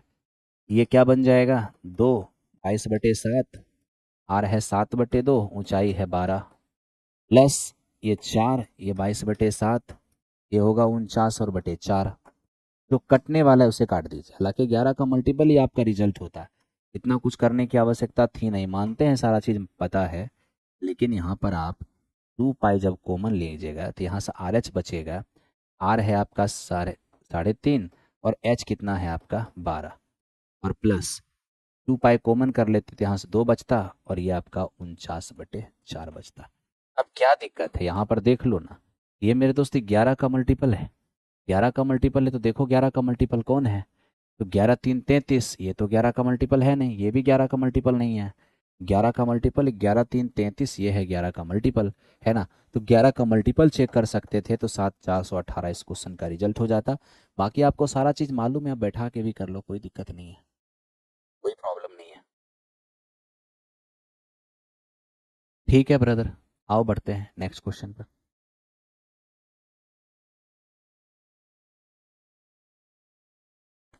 तीन संख्या 3 4 और 5 के रेशियो में है, उनका एलसीएम दिया हुआ है, एचसीएफ बताइए क्या होगा। देखिए, अगर मैं अनुपात की राशि को x मान लूं, ठीक है, तो एलसीएम कैसे फाइंड होगा, इन सब में x कॉमन है, x लिख दीजिए, बाकी कुछ भी कॉमन नहीं है तो उससे मल्टीप्लाई कर लीजिए, यही एलसीएम है, और यही दिया हुआ है 2400। अब यहाँ से सॉल्व करने जैसे ही जाएंगे, 12×5 = 60, 60 से कितनी बार में जाएगा, 40 बार में, x का मान 40 हो गया। अब कहा मुझे इसका एचसीएफ बताइए, जो सब में कॉमन होता है वही एचसीएफ होता है, सब में एक्स कॉमन है, एक्स ही एचसीएफ होगा, और एक्स का मान क्या निकाले हैं, 40, तो 40 हो जाएगा एचसीएफ। वेरी सिंपल है, कोई प्रॉब्लम नहीं है, ठीक है ब्रदर। चलो नेक्स्ट क्वेश्चन पे आ जाओ। देखो ये क्या है, हमें कहता है किसी नंबर को क्रमागत रूप से 4 और 5 से भाग देते हैं तो 1 और 4 रिमाइंडर आता है, यदि संख्या को 5 और 4 से भाग देंगे तो क्या रिमाइंडर आएगा। कोई बात नहीं मेरे दोस्त, यहाँ देख लो, एकदम ध्यान से देखना। देखो, पता है, ये ये सक्सेसिवली डिवीजन है, लगातार विभाजन। सक्सेसिवली डिवीजन में क्या होता है, आपने 4 और 5 से लगातार भाग दिया, रिमाइंडर आपका 1 और 4 बचा। ध्यान से देखना, आपने 4 और 5 से लगातार भाग दिया तो रिमाइंडर 1 और 4 बचा। ये मेरे दोस्त, इससे आप भाग दे रहे हो ना, तो ये आपका क्या है, डिवीजन है, और यहाँ पर क्या है, रिमाइंडर है, ठीक है। पता है, लगातार डिवीजन में लगातार रिमाइंडर दिया आ रहे हैं, लेकिन अगर आपको ये ना पता रहे कि लास्ट कोसेंट क्या है, लास्ट भागफल को आप 1 मान लीजिएगा, लास्ट भागफल को 1 मानिए, ठीक है। यहाँ पर कोई नंबर रहा होगा जिसमें 4 से भाग दिए, कितनी बार में लगा उसको यहाँ लिखते हैं, जो रिमाइंडर आया यहाँ लिखते हैं। फिर जितनी बार में 4 से n में जितनी बार में लगा था उससे में 5 से भाग देते हैं, जितनी बार में लगे जो रिमाइंडर आता है यहाँ लिखते हैं। 5 से यहाँ वाले नंबर में कितनी बार में लगा नहीं दिया हुआ है, यानी अंतिम भागफल नहीं मालूम रहे, तो आप ऑलवेज 1 मान लीजिएगा। बहुत सारे मेंटर्स 0 मानने भी कहते हैं, लेकिन मैं आपको कहता हूँ 1 मान लीजिएगा, आपका कभी गलत नहीं होगा, ठीक है।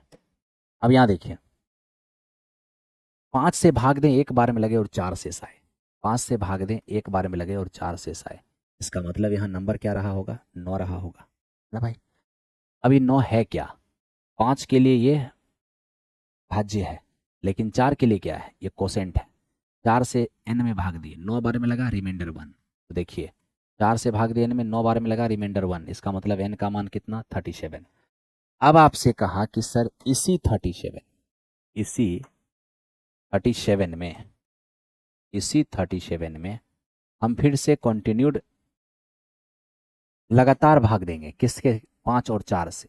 5 और 4 से पहले दे रहे थे 4 5 से, तो ये रिमाइंडर आ रहा था, आप देंगे 5 4 से, तो कोई बात नहीं, 5 से भाग देगा इसमें, 5 सते 35, रिमाइंडर कितना, 2। 5 सते 35, रिमाइंडर कितना, 2। अब साथ में 4 से भाग दीजिए, 4 एकम 4, रिमाइंडर कितना, 3। यही इसका आंसर हो जाएगा, 2,3। ऑप्शन नंबर बी हो जाएगा। ठीक है भाई, चलो ये था हमारा 22 नंबर क्वेश्चन। अब इसको देखते हैं, ये क्या है। ये मेरे दोस्त थोड़ा सा लेंदी है, इसके लिए अभी इसको रोकते हैं, इसको लास्ट में देखेंगे, ठीक है। इसको अभी रोकेंगे, इसको लास्ट में देखेंगे।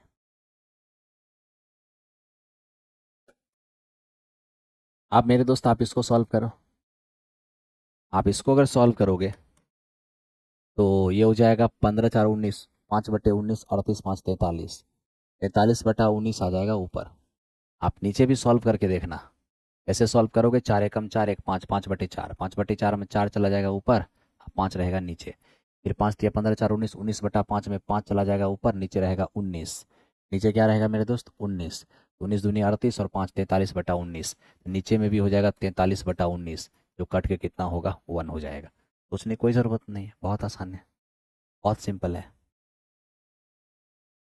बढ़ो यहाँ पर। अब मेरे दोस्त ए, बी और ये √5 का मान दिया हुआ है, ठीक है।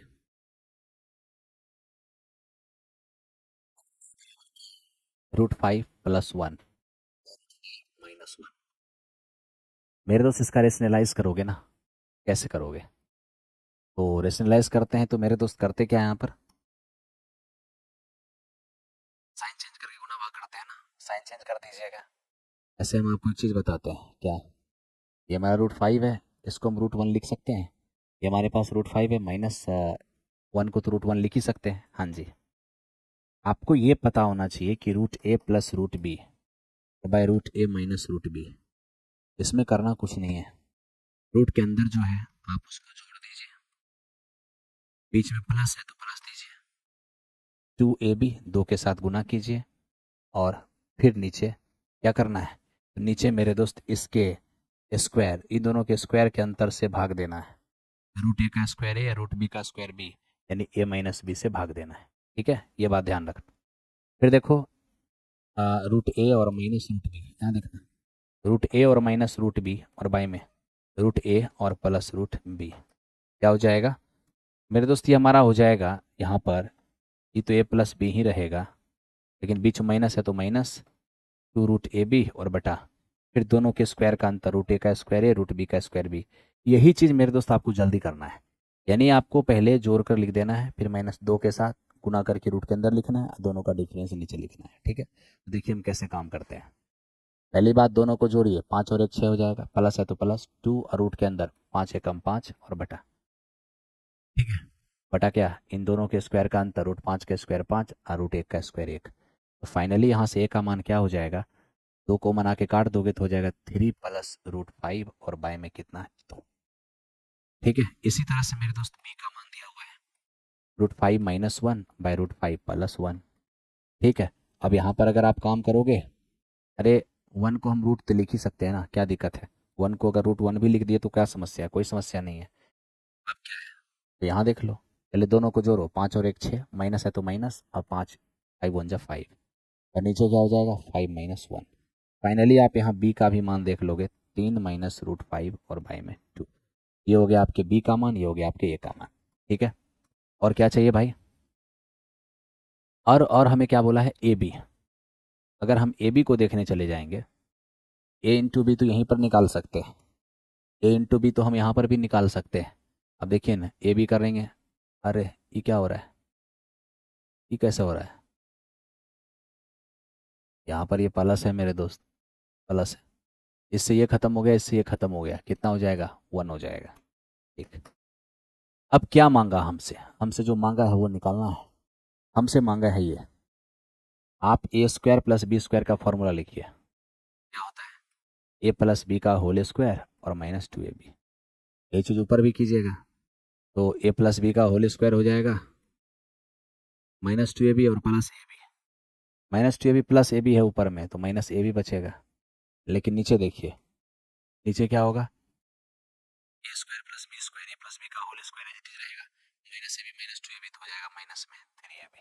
अब क्या मान डाल दीजिए मेरे दोस्त, अगर हम ए प्लस बी करने जाए ना, तो ए प्लस बी यहाँ पर क्या होगा?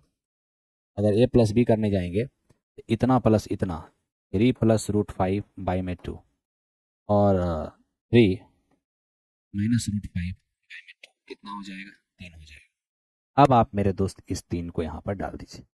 जैसे ही आप उस तीन को यहाँ पर डालेंगे, तीन का स्क्वायर नौ माइनस वन, तीन का स्क्वायर नौ प्लस तीन हो जाएगा आठ बटे चार, यानी कि दो बटे तीन। दो बटे तीन का मतलब क्या होता है? 0.6। 0.6 इस क्वेश्चन का आंसर हो जाएगा। देख लो कहीं गड़बड़ी तो नहीं हुआ। माइनस वन, अच्छा, माइनस तीन है, तो मेरे दोस्त ये हो जाएगा यहाँ पर आठ और बटे में छः, तो ये हो जाएगा चार और बटे तीन, 1.33। 1.33 आंसर होगा। Option number, option number B हो जाएगा।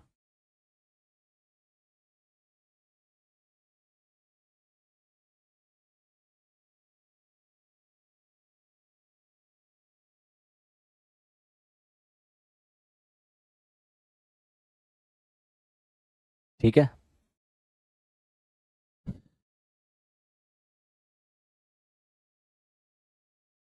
अब देखो मेरे दोस्त इसको, ये क्या है? ये कह रहा है कि एक व्यक्ति उसकी पत्नी और उसके बच्चे 3 साल पहले एवरेज था हमारा 27, पत्नी और बच्चे 5 साल पहले एवरेज था 20। पहले तो आप ये बताइए, हस्बैंड, वाइफ और एक बेबी, इन तीनों का एवरेज 3 साल पहले 27 था।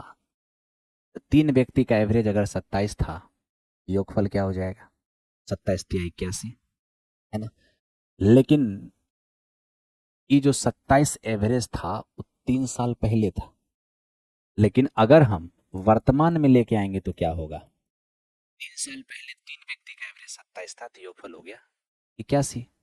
लेकिन अब 3 साल से वर्तमान में लाएंगे तो तीनों व्यक्ति तीन तीन साल बढ़ेगा, 9 बढ़ेगा, तो 81 और 9 क्या हो जाएगा? 90।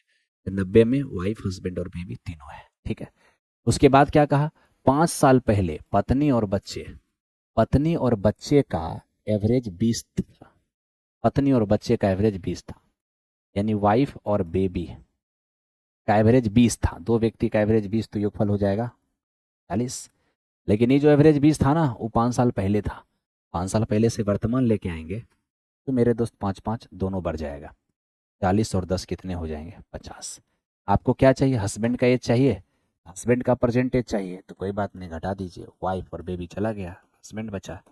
90 में से 50 जाएगा तो 40 साल बचेगा, 40 साल का हस्बैंड हो जाएगा। बहुत आसानी से बी नंबर आप निकाल सकते हो। ठीक है भाई, ये था हमारा क्वेश्चन नंबर 26। आइए 27 की ओर चलें, देखते हैं 27 क्या है। मेरे दोस्त हमसे पूछ रहा है लॉग 10 का स्क्वायर ई का है।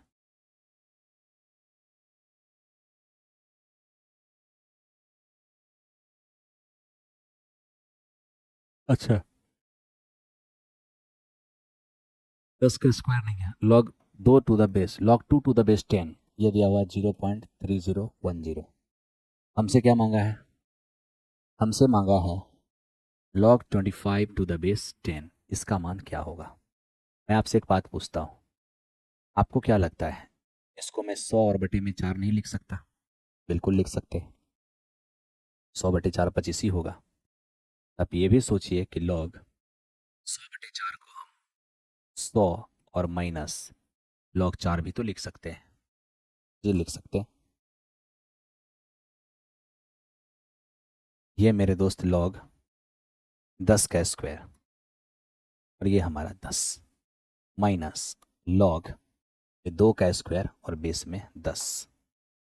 मेरे दोस्त आप यहाँ देखिए, ये 2 आ जाएगा गुना में, ये हो जाएगा लॉग 10 टू द बेस 10 और माइनस 2 और ये log 2 to the base 10। Log 10 का मान 1 हो जाएगा, इसमें दिक्कत नहीं है। 2 और लॉग 2 का मान क्या है? 0.3010 हो जाएगा 2 और माइनस 0.6020। घटाएंगे तो 0, 8, 9 और 1 हो जाएगा 1.3980। ऑप्शन नंबर सी हो जाएगा। ऑप्शन नंबर सी इस क्वेश्चन का आंसर हो जाएगा। ये था हमारा 27। चलो 28 की ओर बढ़ते हैं, 28 को देखते हैं। 28 को ध्यान से देखो।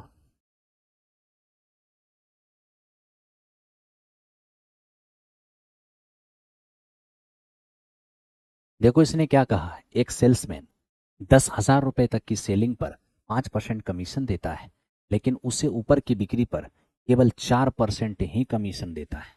ठीक है, 10,000 तक की बिक्री पर 5% कमीशन मिलता है और जो बिक्री 10,000 से ऊपर की है उस पर केवल 4% की कमीशन मिलता है। अब बताइए कौन ऐसा सेल्समैन पागल होगा जो काम करेगा? जिसके पास कोई काम नहीं रहेगा वही तो काम करेगा, है? मतलब 10,000 तक 5% कमीशन दीजिएगा, उसके बाद कमीशन घटा दीजिएगा, है ना? एक तरह से नेगेटिव सेंस में आ जाता है। लेकिन चलिए हमको उसमें नहीं पढ़ना है। क्वेश्चन ये कहा है कि 10,000 की सेलिंग तक, 10,000 की सेलिंग तक 5% कमीशन और 10,000 से ऊपर की सेलिंग पर 4% कमीशन। ठीक है, अब क्या बोलता है, यदि अपना कमीशन काटने के बाद 31,100 रुपये कंपनी में जमा कर देता है, उसने कितने रुपए की बिक्री किया था? अब मैं एक सवाल आपसे पूछता हूँ मेरे दोस्त, ये लिमिटेड है कि 10,000 तक तो 5 देना है, लेकिन 10,000 से ऊपर जितना भी सेलिंग करेगा सब पर 4 देना है। एक काम करो ना, आप शुरू से अंत तक पूरे सेलिंग पर 4% कमीशन दे दो, 4% ही कमीशन दो, तो क्या होगा मेरे दोस्त? आपको पता है, अगर पूरे सेलिंग पर हम केवल 4% कमीशन देंगे ना तो कंपनी को फायदा होगा, क्योंकि यहाँ 4 देना था, 4 दिए कोई प्रॉब्लम नहीं है, लेकिन यहाँ 5 देना था और आपने यहाँ देना कितना था? देना था 5, पूरे पर 4 दिए ना, तो यहाँ 4 देना था, 4 ही दिए, कोई प्रॉब्लम नहीं है। लेकिन यहाँ देना था 4, दे दिया 5, सॉरी देना था 5 और दिए आप 4, क्योंकि शुरू से अंत तक तो आप 4 ही दिए। तो जहाँ 4 देना था 4 दिए, नो प्रॉब्लम। लेकिन जहाँ 5 देना था वहाँ भी 4 दिए, 1% बचा लिए ना। कंपनी वाला अगर बचाएगा तो कंपनी को क्या हो जाएगा? प्रॉफिट हो जाएगा। प्रॉफिट कितनी? 1%। यहाँ देना था 5, दिए 4, तो 1% की प्रॉफिट हुआ किस पर? 10,000 पर। तो 10,000 का 1% अगर इसको प्रॉफिट हुआ है, यानी 100 रुपए की प्रॉफिट हुआ। अब 100 रुपए की प्रॉफिट किसको हुआ? देना किसको था? सेल्समैन को। देता कौन? कंपनी। नहीं दिया तो फायदा किसको हुआ? कंपनी को हुआ। तो ये 100 रुपए की बेनिफिट किसको हुई? कंपनी को हुई। तो अब 100 रुपए की बेनिफिट कंपनी को हुई, इसका फायदा क्या होगा? तो कंपनी में जो पैसा डिपॉजिट पहले होता था 31,100, जो डिपॉजिट पहले होता था, ठीक है, अब उसमें 100 रुपए की वृद्धि हो जाएगी, यानी 31,200 हो जाएगा। तो आखिर 31,200 जमा क्यों हुआ कंपनी में? क्योंकि आपने पूरे सेलिंग पर कमीशन कितना दिया है? 4%। 4% का मतलब 1/25। बताइए 25 क्या है? 25 आपका टोटल सेलिंग है। 25 आपका टोटल सेलिंग है, जिसमें आप एक क्या कर रहे हैं? तो एक आप दे रहे हैं कमीशन। इसका मतलब जमा कितना कर रहे हैं? इसका मतलब जमा आप कर रहे हैं 25 में कमीशन देंगे तो 24 जमा करेंगे, और यही जो 24 आप जमा कर रहे हैं वो 31,200 है। यहाँ से 24 से कम 24, 24 दिया 72, 1,300। तो मेरे दोस्त इस तरीके से आपने क्या देख लिया? 1,300 हो गया। आपको चाहिए टोटल सेलिंग, टोटल सेलिंग है 25, तो 25 गुना 1,300 कर लो, 00, 25 दिया 75, 25 से कम 25 और 7 32। ठीक है, तो इस तरह से हमारे पास क्या हो गया? 32,500 इस क्वेश्चन का आंसर हो गया। 32,500 इस क्वेश्चन का आंसर हो गया। ठीक है भाई, ये हमारा 28 नंबर सवाल था। आ जाओ 29 नंबर की ओर चलते हैं। 29 नंबर देखो, देखो 29 नंबर क्वेश्चन है क्या। ये कह रहा है 10,060 रुपए में बेचने पर होने वाली प्रॉफिट, उस वस्तु को 950 में बेचने पर होने वाली लॉस से 10% अधिक है। अगर वस्तु को 20% के लाभ प्राप्त करने के लिए हम बेचें तो कितना में बेचना होगा। तो सबसे पहले आप केवल इसको देखिए कि आखिर ये क्या है। आपने 2 बार सेल करी अपना वस्तु, 2 बार सेल करी है। ओके, 2 बार सेल हम कहाँ, आपने एक बार सेल किया 950 में और एक बार सेल किया 10,060 में। 950 में सेल किया, आपको यहाँ पर लॉस हो गया, और 10,160 में आपने सेल किया तो यहाँ आपको प्रॉफिट हो गया। ठीक है, अब जानते हो सीपी से कम में सेल करोगे तो लॉस होगा, सीपी से ज़्यादा में सेल करोगे तो प्रॉफिट होगा। हाँ जी,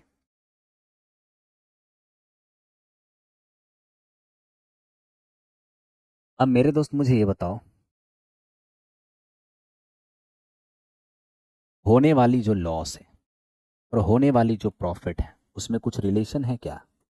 एक जगह पर रिलेशन है, 10,160 में बेचने से जो लाभ होता है 950 में बेचने से जो हानि होगा उससे 20% ज़्यादा है, यानी प्रॉफिट लॉस से 20% ज़्यादा है। तो ऐसा करो, लॉस को 100 मान लो, इससे 20% ज़्यादा 120 हो जाएगा, यानी 5:6 हो जाएगा। तो 5 की आपको लॉस हुआ है, 6 की आपको प्रॉफिट हुआ है। तो यहाँ से यहाँ का डिफरेंस कितना हो जाएगा, ये गैप 5 का, ये गैप 6 का, तो टोटल हो जाएगा 11 का। ये गैप 5 की, ये गैप 6 की, तो टोटल हो गया कितना, 11। तो रेशियो में गैप 11 का और रुपए में गैप कितने का, 110 का। तब तो यहाँ से एक रेशियो का मान 10 होगा। अब एक रेशियो का मान 10 होगा तो 5 रेशियो का मान 50 होगा। आप ही सोचो, 950 में बेचूं और 50 का नुकसान हो जाए, इसका मतलब खरीदा कितना में था। तो 950 में बेचूं और 50 का नुकसान हो जाए, इसका मतलब मैंने खरीदा 1000 में रहा होगा। तभी तो 950 में बेचूंगा तो 50 का नुकसान होगा। तो हमें यहाँ पर सीपी मिल गया 1000।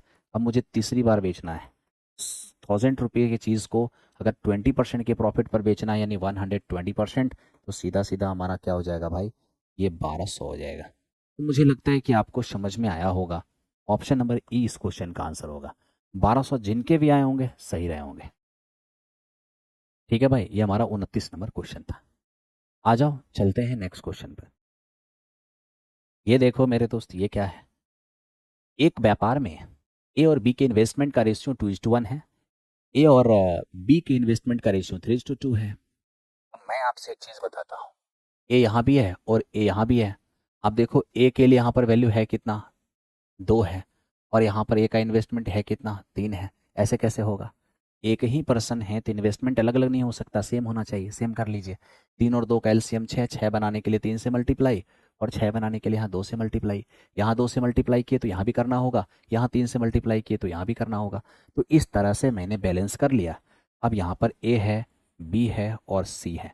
अगर मैं इसको बैलेंस कर लिया, आपको मैं एक बात बताऊं, टाइम का कहीं पर डिस्कस ना रहे कि कौन कितना दिन रहा, मतलब सभी समान दिनों तक रहा, तो इस स्थिति में, तो इस कंडीशन में क्या होगा, जो इन्वेस्टमेंट का रेशियो होगा वही उनके प्रॉफिट का भी रेशियो होगा, प्रॉफिट का भी। ठीक है, ए बी और सी, ए की प्रॉफिट कितना, 6, बी की प्रॉफिट कितना, देख लो 4 हो जाएगा, और सी की प्रॉफिट कितना है तो 3 हो जाएगा। ये ए की प्रॉफिट है, बी की प्रॉफिट है, सी की प्रॉफिट है। मुझे किसका प्रॉफिट चाहिए, बी का प्रॉफिट। तो बी को कितना मिलने जा रहा है, 4 आउट ऑफ 13। तो 13 में अगर बी को 4 मिलने जा रहा है, बताओ 1,57,300 रुपये में कितना मिल जाएगा, 13 दूनी 26, 13 कम 13, 2 जीरो, यहाँ 4, 8 और 4 पर 2 जीरो हो जाएगा, 48,400 मिलेगा। इसको बी को मिलेगा, 48,400 बी को मिलेगा पर आराम से। ठीक है, हो गया। आओ नेक्स्ट चले, नेक्स्ट देखें। अब यहाँ देखो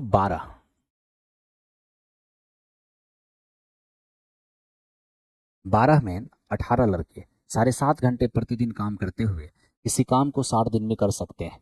एक मैन 2 लड़के के बराबर काम करता है, तो कितने लड़के 21 आदमियों के साथ मिलकर काम करे ताकि 9 घंटा पर डे करते हुए इसे दुगने काम को 50 दिन में कर दे। अब देखिए यहाँ पर एक चीज लिखा है ना, ये बड़े काम का चीज है। एक आदमी 2 लड़के के बराबर काम करता है, एक मैन, ठीक है, 2 बॉयज के बराबर काम करता है, तब तो यहाँ से हम मेन और बॉयज़ का रेशियो लेने जाएंगे, ये हो जाएगा 2:1। क्या हो जाएगा? 2:1। ये हो गया मेन की इफिशियंसी, ये हो गया बॉयज़ की इफिशियंसी। ठीक है, फिर क्या देख रहे हैं? अब आप आराम से काम करो।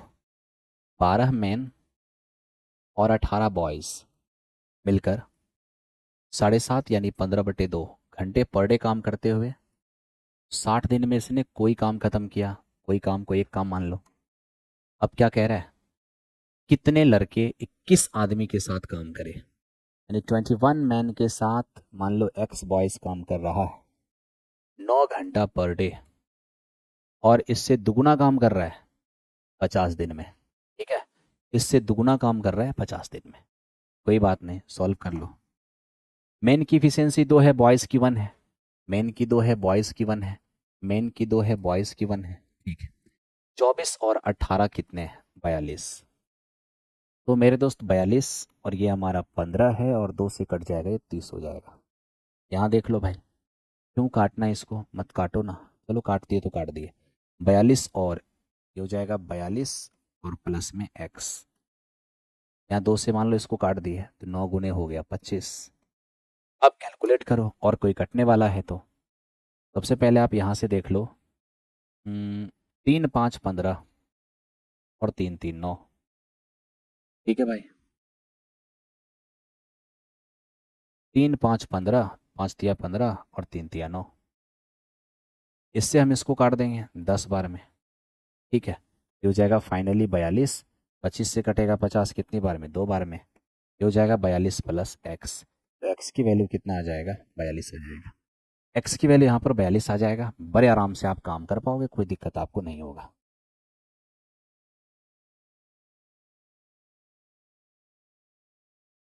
हो गया भाई? इसको देखो, ये क्या है? ए और बी एक वृत्ताकार मैदान के एक निश्चित बिंदु से 8 बजे एक दूसरे के विपरीत दिशा में चलना स्टार्ट करते हैं। ए की चाल 2 चक्कर प्रति घंटा है और बी की चाल 3 चक्कर प्रति घंटा है। 9:30 से पहले वे कितनी बार एक दूसरे को पार कर चुके होंगे?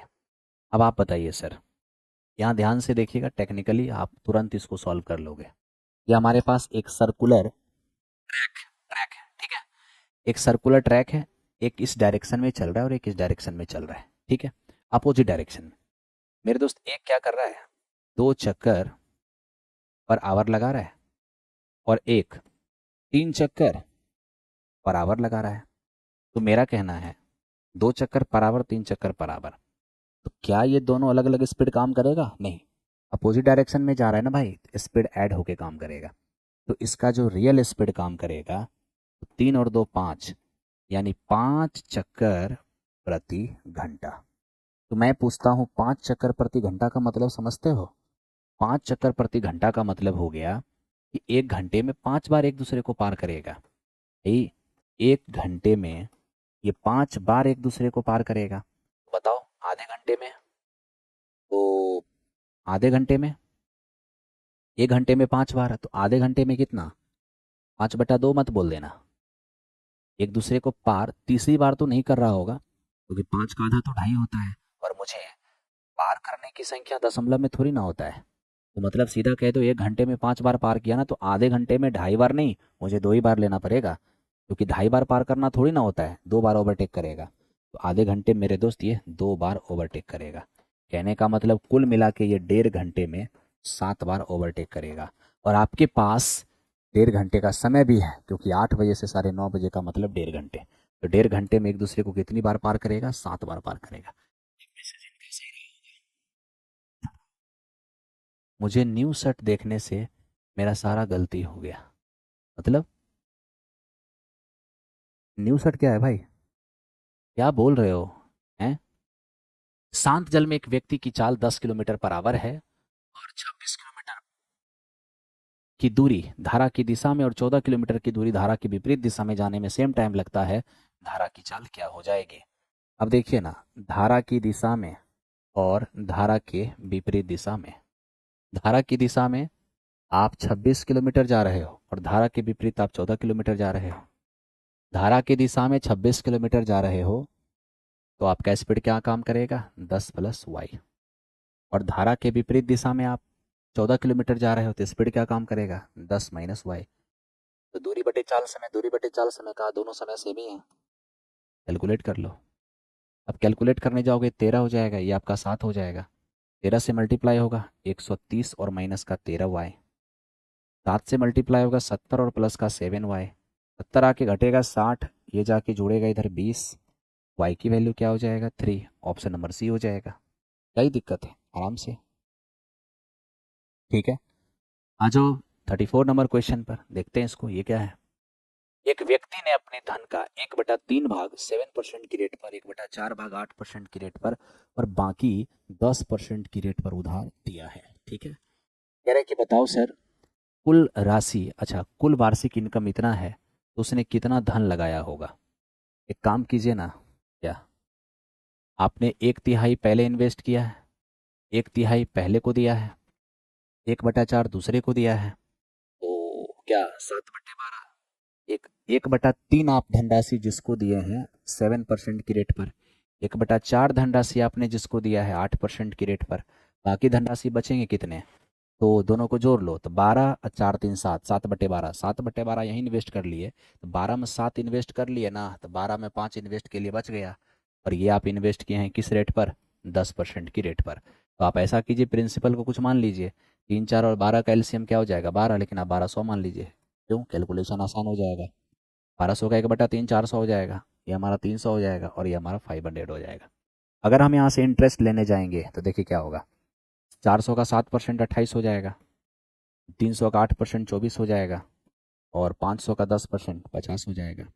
ये हो गया 52, 52 और प्लस 50 यानी 102। और ये जो 102 है ना टोटल इंटरेस्ट, ये दिया हुआ है 561। यहाँ से एक रेशियो का मान क्या होगा, 51 एकम, 51 एकम और 51 दूनी 11/2। अब एक का मान 11/2 है तो 1200 का मान क्या हो जाएगा, 6300 हो जाएगा। बहुत आसानी से आप कर लोगे, कोई दिक्कत नहीं होना है, कोई दिक्कत नहीं होना है मेरे दोस्त, कोई दिक्कत नहीं।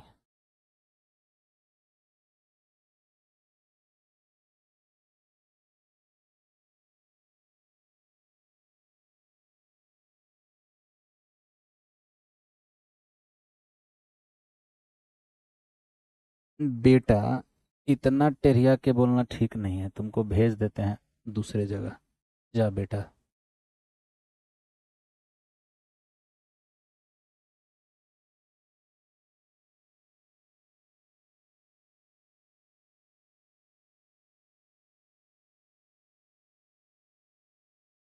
ध्यान दो भाई, रेस्पेक्ट होना आवश्यक है।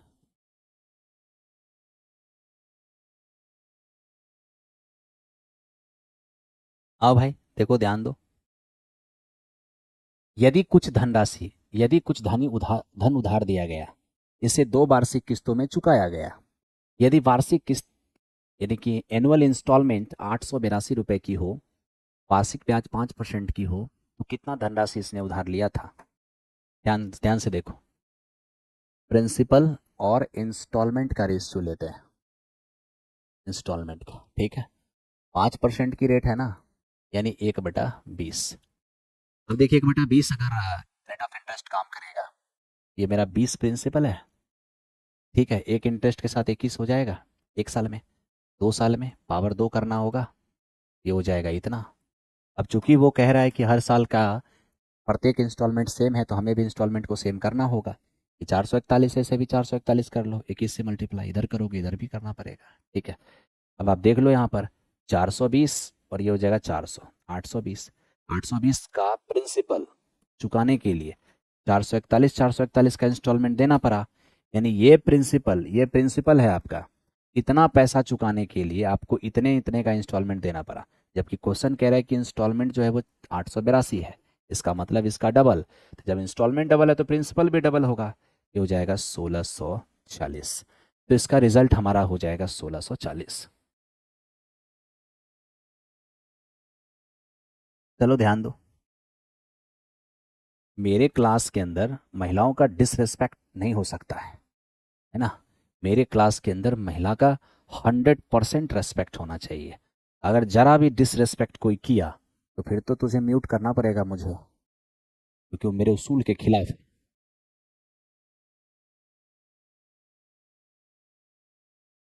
ध्यान दो, एक वृत्त और एक आयत की पेरीमीटर सेम है। आयत की भुजाएं इतनी इतनी है, तो वृत्त का एरिया क्या होगा? अब सोचो भाई, वृत्त का पेरीमीटर क्या होना है? 2 पाई आर, ठीक है। और आयत की पेरीमीटर क्या होना है? रेक्टेंगल का। अगर रेक्टेंगल का पेरीमीटर देखने चले जाएं, आयत का परिमाप, तो क्या हो जाएगा? 2 × L + B, 18 + 26। देख लीजिए यहाँ से, 44 से 44 चला गया आपका, ये हो गया 14। सर्कल का एरिया निकाल लीजिए, 14 का स्क्वायर, ये हो जाएगा 616। सोचना क्या है? इतना टाइम है सोचने का।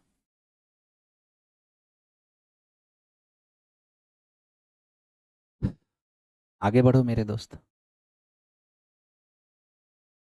3 घन की भुजाएं 3, 4 और 5 सेमी है, इसे पिघलाकर एक नया घन बनाया गया।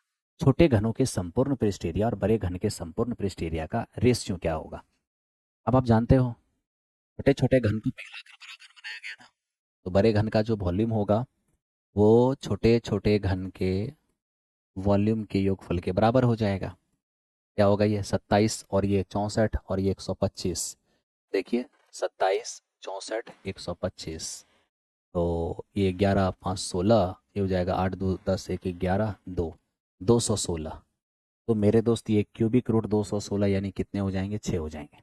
तो आपको पता चल गया कि बड़े घन का जो साइड है वो मेरा 6 है। आपसे कहा कि छोटे छोटे घनों का संपूर्ण पृष्ठ एरिया, संपूर्ण पृष्ठ एरिया होता क्या है? 6 × भुजा स्क्वायर। देखिए ना, 6 × भुजा स्क्वायर संपूर्ण पृष्ठ एरिया होता है। 6 × भुजा स्क्वायर संपूर्ण पृष्ठ एरिया होता है, इसमें तो कोई दिक्कत नहीं। ये हो गया छोटे छोटे का संपूर्ण पृष्ठ एरिया, और 6 × बड़े का संपूर्ण पृष्ठ एरिया ये हो जाएगा। अब यहाँ से 6 अगर कॉमन कर लेते हैं तो 16, 25 और 25 हो जाएगा 50, और ये हो जाएगा 6 × 36।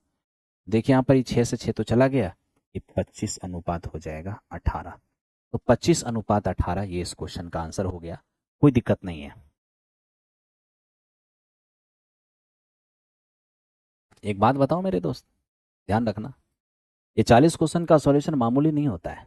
इसके लिए बहुत पैसेंस और हिम्मत लेके आना पड़ता है यूट्यूब चैनल के अंदर। यहाँ पर अगर पैसेंस नहीं रहा तो बिल्कुल भी 40 क्वेश्चन सॉल्व नहीं हो पाएगा। रास्ते में दम टूट जाएगा, चलो थोड़ी कर लेते हैं, थोड़ी कल कर लेंगे, चलो कल कर लेंगे, कल वाली सिलसिला फिर लागू हो जाएगा। इसलिए आप लोग का डिसिप्लिन बनाकर रखना, टीचर के रेस्पेक्ट के साथ साथ अपने सहयोगी का, अपने कलीग का भी रेस्पेक्ट करना चाहिए। तब जाके हमें अच्छा लगता है, मुझे लगता है कि हाँ, अब मैं कुछ काम ढंग का कर रहा हूँ। अनाप शनाप एक दूसरे को बोलते हो तो लगता है कि बकवास हो रहा है। अरे आप लोग शिक्षक बनने वाले छात्र हो, कोई मामूली छात्र नहीं हो, है ना। रेलवे एसएससी की तैयारी हो गया, चाहे और किसी एग्जामिनेशन की तैयारी करने वाले छात्र नहीं हो, आप शिक्षक की तैयारी करने वाले छात्र हो। शिक्षक का मतलब मर्यादा होता है, और शिक्षक बनने से पहले ही आपको मर्यादित होना पड़ेगा, है ना।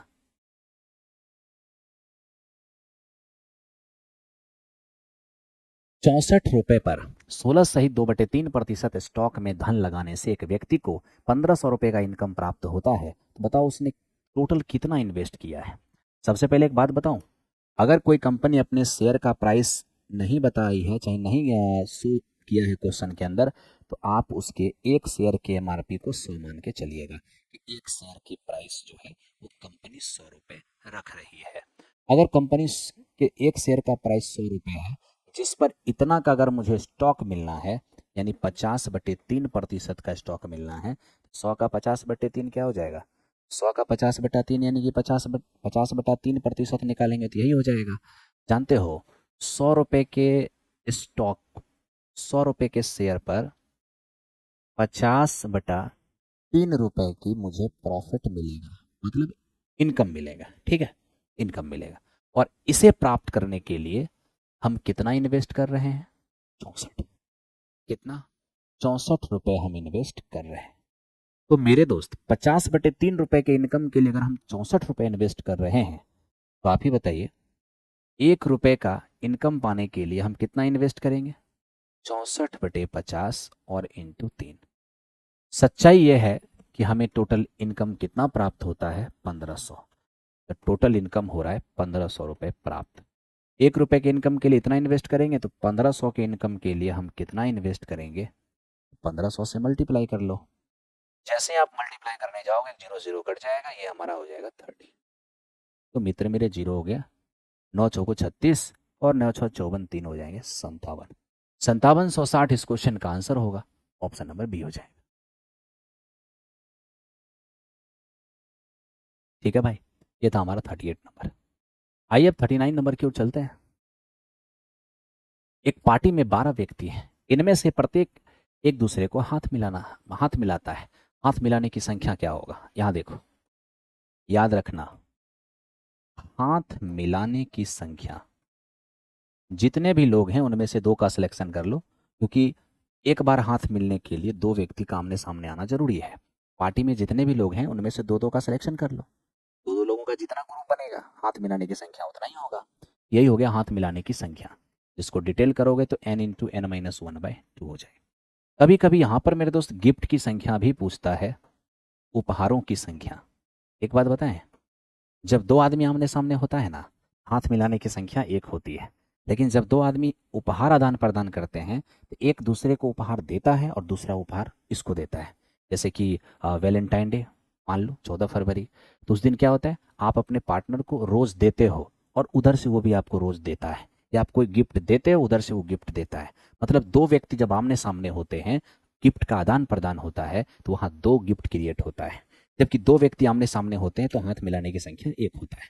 तो जितना हाथ मिलाने की संख्या होगा उससे दुगुना उपहारों की संख्या होगा। ठीक है, तो मेरे दोस्त हाथ मिलाने की जो संख्या है उसको डबल कर लेना, ये हो गया उपहार की संख्या। डिटेल करने जाओगे तो NC2 हमारा होगा n इंटू एन माइनस 1/2। यहाँ से सॉल्व करोगे n इंटू एन माइनस 1। ये हो गया उपहारों की संख्या और ये हो गया हाथ मिलाने की संख्या। तो यहाँ पर 12 लोग हैं, हम दो का सिलेक्शन ही कर लेते हैं, हो जाएगा 12 × 11/2 यानी कि 66। ये हो गया हाथ मिलाने की संख्या, हाथ मिलाने की संख्या। ठीक है भाई, बढ़ जाओ नेक्स्ट क्वेश्चन पर। अब आप इसे देख लो, ये क्या है। एक थैले में 4 लाल 2 काली गेंदें हैं, इनमें से 2 गेंद निकाली जाती है। क्या प्रोबेबिलिटी होगी कि निकाली गई गेंदें लाल हो? अगर निकाली गई गेंद लाल होगा तो इसी 4 में से कोई 2 होगा, जबकि निकाले हैं किस में से, 8 में से 2 निकाले हैं। 4 × 3/2 और 8 × 7/2, क्या हो जाएगा फाइनली 3/14 हो जाएगा, 3/14। ठीक है, थैंक यू वेरी मच। तो हम फिर मिलते हैं अगले दिन एक नए सेट के साथ। हो सकता है आपका रिमेनिंग जो सेट रह गया है कल वाला 20 क्वेश्चन और भी कोई रिमेनिंग सेट है, मैं उसे भी करा दूंगा। Thank you very much, good night.